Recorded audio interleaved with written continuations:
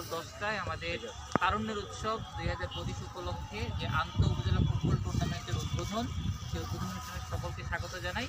কালকে কবিরহাট এবং সেনবাগ উপজেলার আন্তঃ উপজেলা যে ফুটবল টুর্নামেন্ট, এই দুটি উপজেলার দিয়েই কালকে টুর্নামেন্টটা শুরু হবে।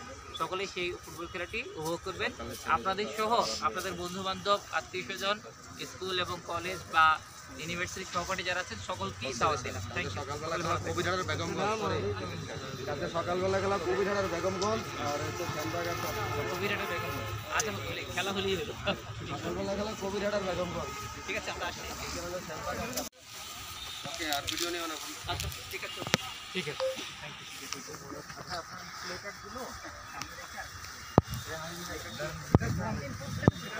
প্লাস্টিকের জুতা তো গুরুত্বপূর্ণ জিনিস।